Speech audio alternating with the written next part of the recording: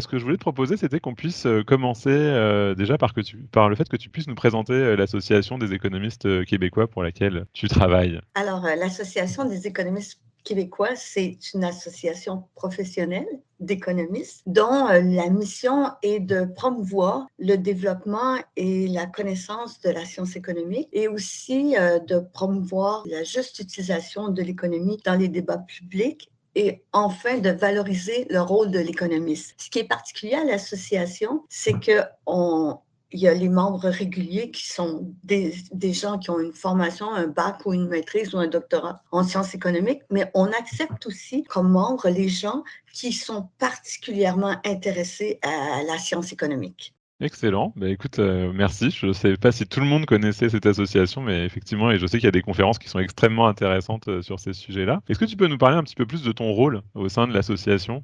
D'accord. Donc, j'ai comme 2 rôles. Mon premier rôle, c'est que je suis membre bénévole du conseil d'administration à titre de trésorière de l'association. Donc, c'est moi qui gère le paiement des factures, les payes, la présentation des états financiers, et cetera, là, tout ce qui a lieu avec la trésorerie. Puis, depuis 5 ans, on m'avait demandé, j'ai été responsable du développement du CRM de l'association. Donc, comme beaucoup d'associations, notre base de données était désuète, Access, des trucs Excel. Puis on s'est dit, il faut se doter de quelque chose de moderne. Et c'est à ce moment-là que j'ai pris contact avec les gens qui offraient des services de CRM et que j'ai rencontré Eudonet. Ah, Et écoute, c'est une transition, qui est toute trouvée, parce que justement, je voulais, que tu puisses peut-être nous partager un petit peu l'utilisation, de Donnet au sein de l'association et puis finalement un peu la portée du projet que vous avez mis en place. Qui était au cœur de nos préoccupations lorsqu'on a rencontré l'équipe de Donnet pour définir nos besoins puis définir ce qu'on voulait, c'est qu'on souhaitait intégrer à l'intérieur d'un seul processus l'ensemble de nos activités à l'association. Par conséquent, nous avons notre base de données qui renferme toutes les informations sur nos contacts, nos membres, les organismes, sur nos comités, etc. Mais en plus, nous, ce qui a été particulier, c'est qu'on ne voulait pas faire appel à aucune autre plateforme pour l'organisation de nos activités, pour la gestion de nos adhésions et renouvellements et aussi pour l'envoi de nos courriels. Donc, notre base de données intègre l'ensemble de nos processus. Adhésion, renouvellement, inscription aux activités. Tu faisais référence à toutes les conférences. On organise une quinzaine de conférences annuellement. Et évidemment, notre gros congrès annuel qui rejoint plus de 300 personnes, 300 économistes à chaque année. Et D'accord. tous les échanges pour ça sont faits à partir donc toutes nos communications courriels sont faites à partir de la base de données. L'autre particularité aussi, c'est qu'on utilise la base de données, la plateforme de courriel, parce qu'on a un carrefour de l'emploi. Un peu comme un job boom. On a sur notre site web, les employeurs qui recherchent des économistes font appel à nous et les économistes qui recherchent des emplois font également appel à nous. D'accord, oui, donc c'est quand même assez vaste et aujourd'hui, ton usage donc de Donnet, tu disais, la gestion des activités, la gestion des envois de courriel. Est-ce que tu peux nous en dire, un petit peu plus par rapport à ça? Mais c'est vrai que je comprends que vous l'utilisez assez intensément. Oui, en tout cas, sûrement que si vous calculez les heures, c'est vraiment, je te dirais, Michael, que on a fait en sorte que Eudonet, c'était au cœur de notre association. Donc, à chaque jour, il y a des communications courriels qui sont envoyées aux membres pour les aviser qu'il y a des nouveaux postes qui sont affichés sur le site web. À chaque semaine, mois, il y a des invitations qui sont envoyées aux contacts pour les aviser qu'une activité sur tel sujet est organisée. L'activité est organisée à l'intérieur de la base de données et ça comporte l'immense avantage qu'au fur et à mesure que les gens s'inscrivent, ben, ça s'inscrit dans leur profil de données. Donc, en tout temps, on sait parmi nos contacts quelles sont les principales personnes qui s'inscrivent à nos activités, qui est-ce qui à chaque année s'inscrit à nos congrès. C'est tout ça, c'est sur la fiche d'un contact. Puis, donc, nous, notre volonté d'intégrer tout ça nous a permis d'avoir un seul outil où on peut répondre à toutes nos questions sur nos contacts, les organismes, quels organismes participent à nos partenariats financiers. On organise aussi toutes les réunions de nos comités à partir de Donet. Les envois courriels pour les convocations sont partent toutes de la base de données Donet. Donc, on a le profil des membres de nos comités depuis 5 ans sur la base de données. Et puis, je dirais, si j'avais une recommandation à faire aux gens, pourquoi nous, parce qu'il y a plein de gens qui aiment, je ne sais pas moi, Mailchimp ou je ne sais pas quoi, pourquoi on a fait cette décision d'utiliser la plateforme de courriel Donet? Ben, la première des choses, c'est qu'elle est assez souple et nos courriels n'utilisent absolument pas les modèles de courriel qui sont suggérés. Nos graphistes, à nous, là, ont conçu l'ensemble de nos courriels avec nos bandeaux, la structure de nos courriels. Donc, la plateforme permet de faire ce qu'on veut pour nos communications courriels.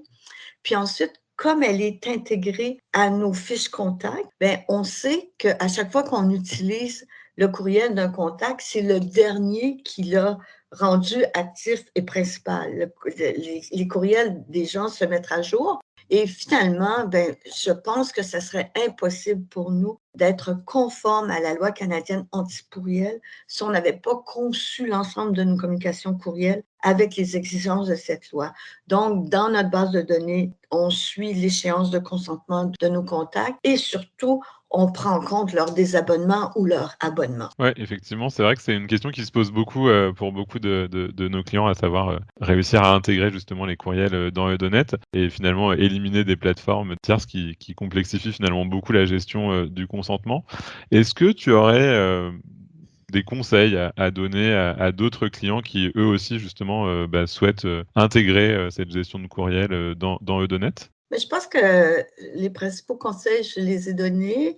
Je sais qu'entre autres, les gens, oui, il y a un conseil que je donnerais aux gens, ce sont ceux qui n'utilisent pas Eudonet pour organiser leurs activités, organiser leurs congrès. C'est pas organisé à même leur base de données. Ça devient beaucoup plus complexe d'avoir des listes d'inscrits euh, qui sont tirés directement de la base de données. Les gens sont toujours obligés à ce moment-là d'avoir des espèces de fichiers Excel en parallèle. Nous, nos fichiers Excel, nos rapports Excel qu'on sort, ils viennent de la base de données. On utilise une seule source d'information. Donc, on est capable en tout temps de dire combien de personnes ont participé à chacune de nos activités, de quelle section régionale elles provenaient. Et c'est facile de tirer de telles informations de la base de données. Aussi, on est capable de dire quel sujet intéresse. On est capable de dire, ce contact-là s'inscrit à toutes les fois qu'on fait un rapport sur la Banque du Canada, une présentation sur un rapport de la Banque du Canada. Un autre, c'est à toutes les fois qu'on fait des perspectives économiques. Donc vous êtes capable d'avoir vraiment une connaissance fine, en fait, de De vos vos contacts contacts. et pas juste à haut niveau, mais vous pouvez réellement, rentrer dans le détail, en fait. Ouais. Je voulais aussi te questionner sur un autre élément. Vous utilisez, lors de la mise en place du projet, il y a eu, d'abord des interfaces qui ont été faites avec des formulaires d'inscription. Aujourd'hui, vous êtes en train de choisir une autre stratégie. Est-ce que tu peux me parler un petit peu de plutôt l'utilisation de la partie, plus front de Donet, les formulaires, l'extranet? Quelle est ton expérience là-dessus et peut-être aussi tes conseils? Au départ, quand notre base de données elle a été conçue de façon un peu hybride, on a le formulaire d'inscription aux activités, là, les déjeuners, causeries, dîners, causeries, cocktails qu'on organise sur toute l'année, a été conçu par Eudonet à l'intérieur de notre base de données. Donc ça, c'était vraiment facile. C'est une interface directe là, dans la base de données. Mais en parallèle, on avait déjà un formulaire qui existait sur notre site web pour l'adhésion ou pour l'inscription au congrès. Alors, on a décidé de ne pas reconstruire à l'intérieur de la base de données ces formulaires qui sont assez complexes, beaucoup plus complexes que le formulaire d'inscription aux activités. Et on a plutôt développé avec notre agence de site web et Eudonet des ponts web pour que les formulaires versent l'information dans la base de données. Ça a bien été, là, mais c'était à chaque année, chaque congrès, beaucoup d'ajustements à faire. Et cette année, on est allé de l'avant avec un immense projet qui était la refonte de notre site web. Notre site web avait été développé il y a une dizaine d'années, donc les technologies évoluant, c'était de plus en plus difficile le mettre à jour, etc. Puis on était dû pour développer un nouveau site web. Et avec l'agence, lorsqu'on a développé nos besoins, qu'est-ce qu'on fait et tout, l'agence avec laquelle on travaillait, quand il a su qu'on avait une base de données .NET, ben nous, on a fait des rencontres et ils nous ont recommandé de développer tous nos nouveaux formulaires à l'intérieur de notre base de données. Et c'est ainsi que là, on va migrer. Notre nouveau site web ne va avoir que des URL de formulaire d'inscription, formulaire d'adhésion, formulaire de renouvellement, formulaire d'abonnement à l'infolettre. Et tous ces nouveaux formulaires sont en train d'être développés par l'équipe de .NET à l'intérieur même de notre base de données. Donc, on va éviter tous les ponts web, là, si on veut, qui vont de l'un à l'autre. Ça va être on va utiliser Ouais, donc que... tout ce qui sera Ouais, transactionnel, en fait, va ouais, être complètement, porté, côté Odonet et puis, le site internet va gérer ce qu'il doit gérer, c'est-à-dire cette partie, image de marque, et puis, gestion de contenu pour l'association? oui. En fait, ce qu'on a fait, c'est qu'on a vraiment optimisé les forces des deux équipes. Tout le côté graphisme de ces formulaires, tout le UX, utilisateur, expérience L'expérience utilisateur? Ouais, ouais. utilisateur, oui, a été développé par les graphistes et les utilisateurs de notre agence.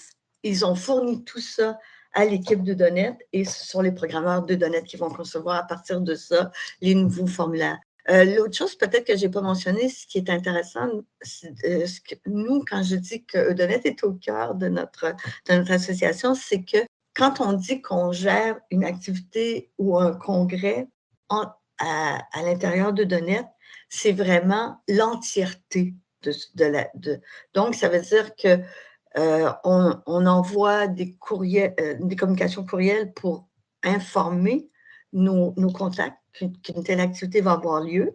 Ensuite, ils s'inscrivent à partir du lien formulaire qui est dans le courriel. C'est rentré directement dans la base de données. Ils sont facturés dans le .NET et ils peuvent payer. Le paiement PayPal se fait il a tout ça à l'intérieur de la base de données. OK, ouais, bah, oui, ça fait, le cycle complet. Oui. Justement, tu parlais et on a beaucoup parlé, Eudonet, du produit, mais tu as aussi parlé des équipes. Est-ce que tu peux peut-être me partager un peu, te ton retour sur ta relation avec les équipes Eudonet? Je ne sais pas si j'ai eu beaucoup de chance, mais des 6 dernières années, 5-6 dernières années, c'est ça?